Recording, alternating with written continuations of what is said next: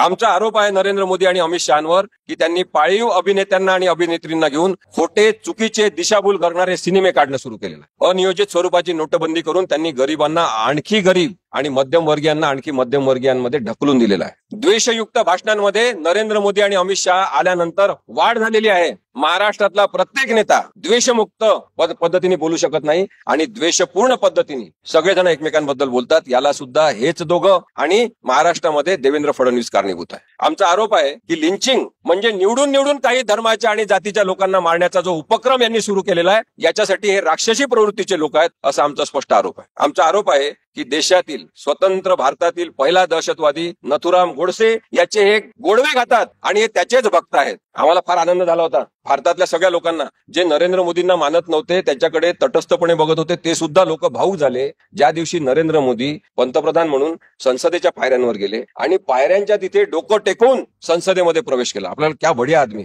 संसदेबद्दल केवढं प्रेम, लोकशाहीबद्दल केवढं प्रेम, पायरीवर डोकं घासून हा माणूस संसदेमध्ये प्रवेश करतो। नंतर आमच्या लक्षात आलं, कालांतराने आमच्या लक्षात आलं की यांचा पूर्वज त्याच प्रवृत्तीचा एक माणूस, त्यांनी सुद्धा महात्मा गांधींना आधी पाया पडला होता, नंतर गोळ्या घातल्या होत्या। जाहिराती माध्यमांना दिल्या जातात खूप मोठ्या प्रमाणामध्ये, कारण की जाहिराती देणं आणि जाहिराती देऊन माध्यमांवर दबाव आणणं हे तंत्र आहे। सरकारची खरं तर पॉलिसी आहे की लहान लहान न्यूजपेपर, लहान लहान माध्यम जगले पाहिजे, त्यांना सुद्धा जाहिराती दिल्या पाहिजे, हे धोरण आहे। या धोरणाचा गैरवापर यांनी कसा केला हे जर आपण पाहिलं तर आता आपल्याला दिसते की अनेक माध्यम, न्यूजपेपर यांनी विकत घेऊन टाकलेले आहे आणि त्यांच्यावर दबाव आणलेला आहे। आमचं हे स्पष्ट म्हणणं आहे की पत्रकारांना सगळं दिसतंय, ग्रामीण भागातले पत्रकार, जिल्हा पातळीवरचे पत्रकार सगळं बघत आहेत, त्यांना सगळं समजते, कारण की लोकांशी प्रत्यक्ष भेटणारा हा घटक आहे पत्रकार। हे लोकशाहीचे डोळे आहेत, यांना सगळं माहिती आहे। यांचे मालक विकले गेलेले आहेत काही जणांचे आणि त्यामुळे बरेचदा ते बातम्या, त्यांच्या पाठवलेल्या बातम्या सुद्धा छापून येत नाही। त्यामुळे पत्रकारांवर मुळीच राग व्यक्त करू नका। राग व्यक्त करायचा असेल तर नरेंद्र मोदी आणि अमित शहा या प्रवृत्तीवर करा,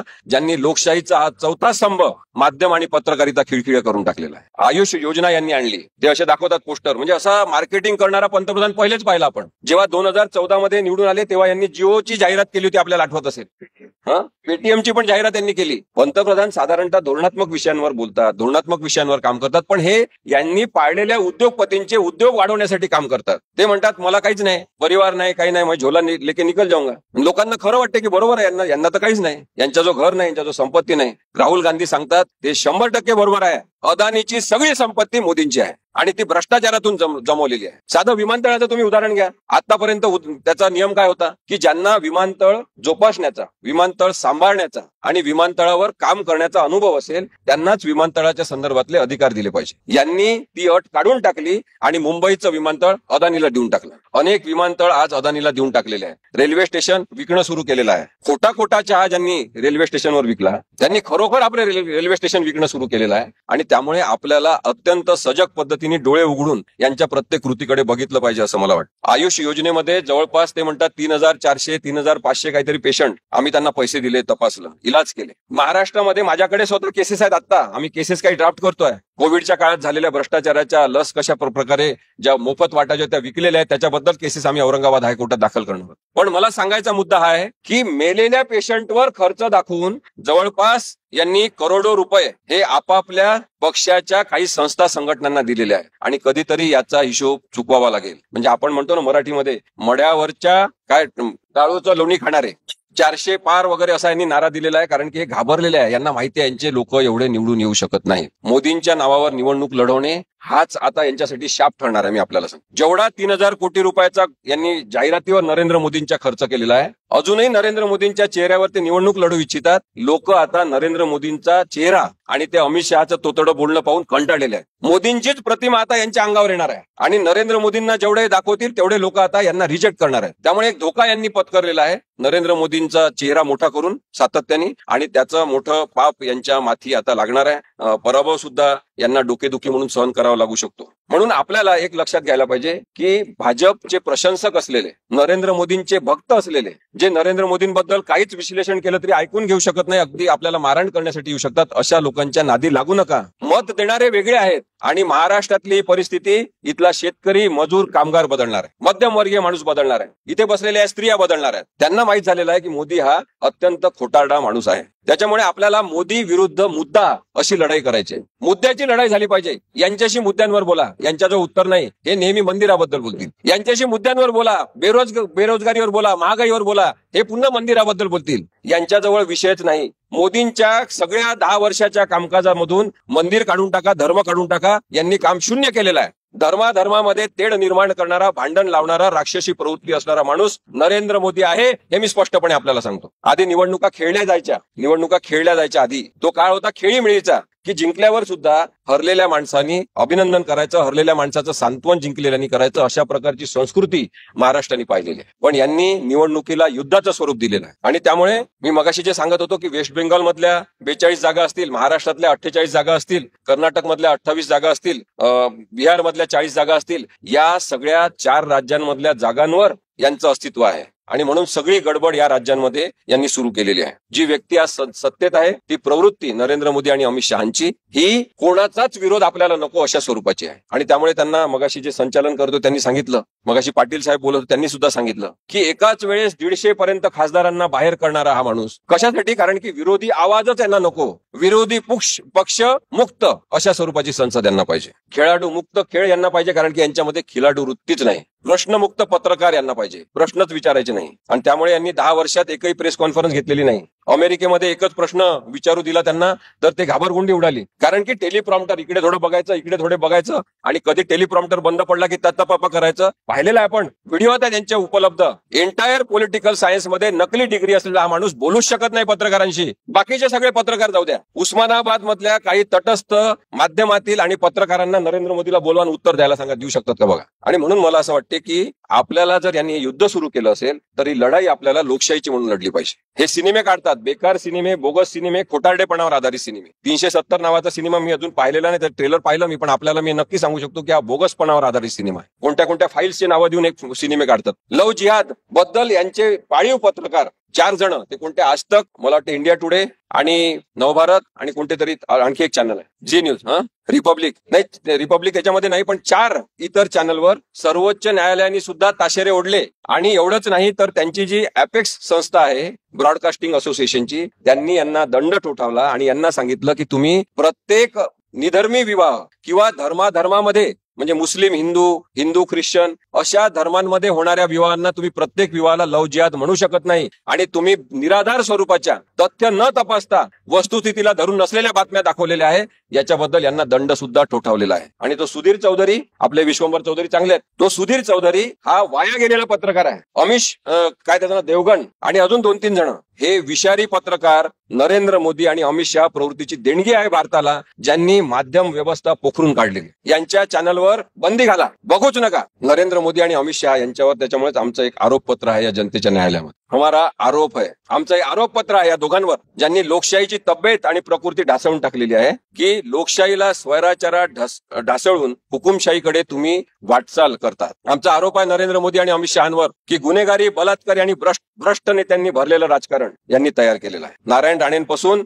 कृपाशंकर सिंग पर्यंत आणि अनेक लोक भ्रष्ट राजकारणी आज सगळेजण भाजपमध्ये आहेत किंवा भाजपला सपोर्ट करतात. एकनाथ शिंदे सकट सगळे. काही जणांच्या हातात संपत्ती तुम्ही केंद्रित करून नवीनच एक हुकुमशाही आर्थिक स्वरूपाची तयार केली, असा आमचा तुमच्यावर आरोप आहे. आमचा तुमच्यावर आरोप आहे की घराणेशाहीच्या विरोधात तुम्ही बोलता, पण तुम्हीच घराणेशाहीचं राजकारण सुरू केलेलं आहे. आमचा आरोप आहे नरेंद्र मोदी आणि अमित शहांवर की त्यांनी पाळीव अभिनेत्यांना आणि अभिनेत्रींना घेऊन खोटे, चुकीचे, दिशाभूल करणारे सिनेमे काढणं सुरू केलेलं आहे. अनियोजित स्वरूपाची नोटबंदी करून त्यांनी गरिबांना आणखी गरीब आणि मध्यमवर्गीयांना आणखी मध्यमवर्गीयांमध्ये ढकलून दिलेला आहे. द्वेषयुक्त भाषणांमध्ये नरेंद्र मोदी आणि अमित शहा आल्यानंतर वाढ झालेली आहे. महाराष्ट्रातला प्रत्येक नेता द्वेषमुक्त पद्धतीने बोलू शकत नाही आणि द्वेषपूर्ण पद्धतीने सगळेजण एकमेकांबद्दल बोलतात. याला सुद्धा हेच दोघं आणि महाराष्ट्रामध्ये देवेंद्र फडणवीस कारणीभूत आहे. आमचा आरोप आहे की लिंचिंग म्हणजे निवडून काही धर्माच्या आणि जातीच्या लोकांना मारण्याचा जो उपक्रम यांनी सुरू केलेला आहे, याच्यासाठी हे राक्षसी प्रवृत्तीचे लोक आहेत, असा आमचा स्पष्ट आरोप आहे. आमचा आरोप आहे की देशातील स्वतंत्र भारतातील पहिला दहशतवादी नथुराम गोडसे याचे हे गोडवे खातात आणि हे त्याचेच भक्त आहेत. आम्हाला फार आनंद झाला होता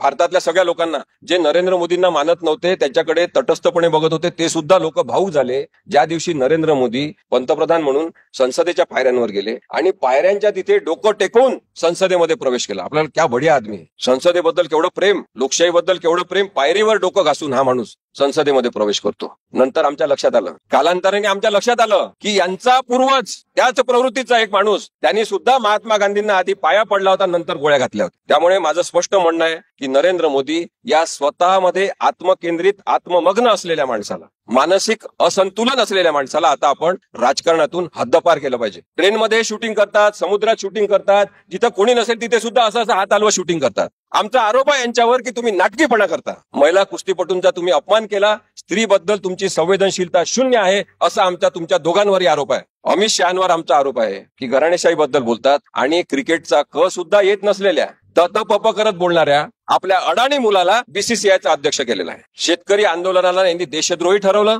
आणि अनेक शेतकऱ्यांच्या हत्या करण्यासाठी नरेंद्र मोदी आणि अमित शहा जबाबदार आहेत. वाईट प्रकारचे कृषी कायदे यांनी आणले.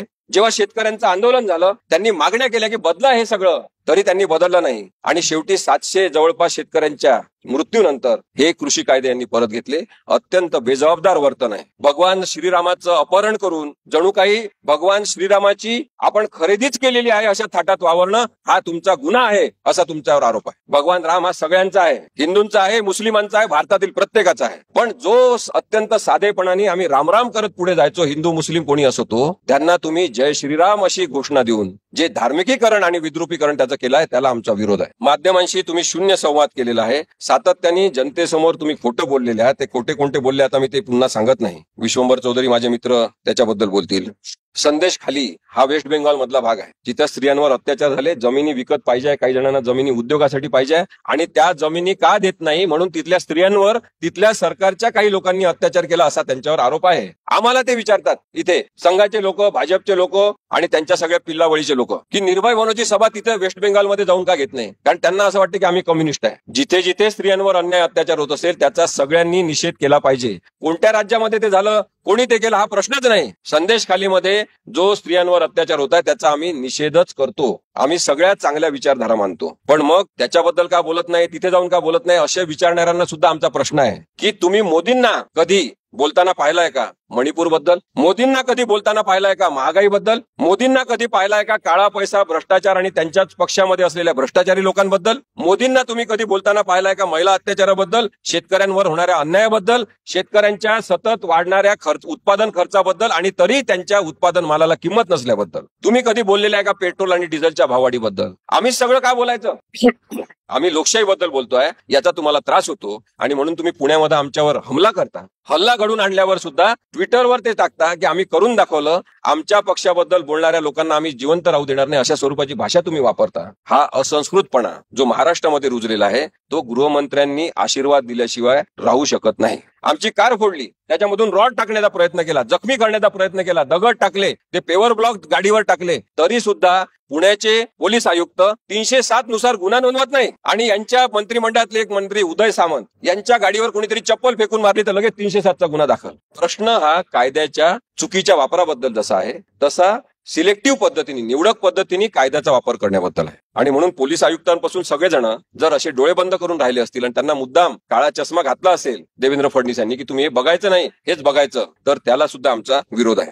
निवडणुका या फ्री आणि फेअर पद्धतीने झाल्या पाहिजे याच्यावर आमचा भर आहे. पण इलेक्शन वोटिंग मशीन हे निर्दोष आहे असं सर्वोच्च न्यायालयाचं म्हणणं आहे. त्यामुळे आपल्याला इलेक्ट्रॉनिक वोटिंग मशीनवरच मत द्यावं लागेल. आणि म्हणून खूप मोठ्या संख्येने जे महाविकास आघाडीला सपोर्ट करणारे लोक आहेत त्यांनी बाहेर आलं पाहिजे, मतदान केलं पाहिजे. यांनी किती मतं बदलायचे याच्याबद्दलचा अंदाजच त्यांना येणार नाही, एवढ्या मोठ्या प्रमाणात आपण मतदान केलं पाहिजे. इलेक्ट्रॉनिक वोटिंग मशीन बद्दलच्या शंका आहेत त्या कायम राहतील, दूर होत नाही तोपर्यंत. आम्ही सुप्रीम कोर्टामध्ये केस दाखल केली आहे, त्याच्यामध्ये आमची मागणी आहे की व्हीव्हीपॅट जे आहे त्याच्यावर मतदान करणाऱ्याचं नाव, त्यांनी कोणत्या चिन्हाला मत केलं ते आणि त्याचबरोबर तारीख आणि वेळ आली पाहिजे. सध्या त्याच्यामध्ये तारीख आणि वेळ येत नाही आणि त्यामुळे तिथे थोडासा गडबड घोटाळा करण्याचा संभव आहे. आणि म्हणून आम्ही म्हणतो की पारदर्शकता पूर्ण आणली पाहिजे. खरं तर 2013 मध्ये सर्वोच्च न्यायालयाने निकाल दिला की ईव्हीएम मशीन अपग्रेड करा, आधुनिकीकरण याचं करा, पण नरेंद्र मोदी मुद्दामून आधुनिकीकरण होऊ देत नाही. इलेक्शन कमिशन ऑफ इंडिया याच्याबद्दल काही बोलत नाही. आता दुसरा मुद्दा याच्यातला एक महत्वाचा आहे की ईव्हीएम मशीन तयार करणारी BEL नावाची जी कंपनी आहे, भारत इलेक्ट्रॉनिक्स लिमिटेड, या भारत इलेक्ट्रॉनिक्स लिमिटेड मधले 4 संचालक हे भाजपचे सदस्य आहेत. आणि म्हणून सुद्धा आपल्या शंका या महत्वाच्या आहेत. तरी सुद्धा इलेक्शन वोटिंग मशीनला सध्या पर्याय नसल्यामुळे आपण त्याच्यावरच मोठ्या संख्येने जाऊन मतदान करायचं आणि ही परिस्थिती आपण बदलून आणायची असं मला वाटतं. 19 लाख ईव्हीएम सध्या चोरी गेलेले आहे. त्याचा कुठं गैरवापर होणार आहे, काय करणार आहे आपल्याला माहिती नाही. इलेक्शन कमिशन त्याच्याबद्दल काही करताना आपल्याला दिसत नाही.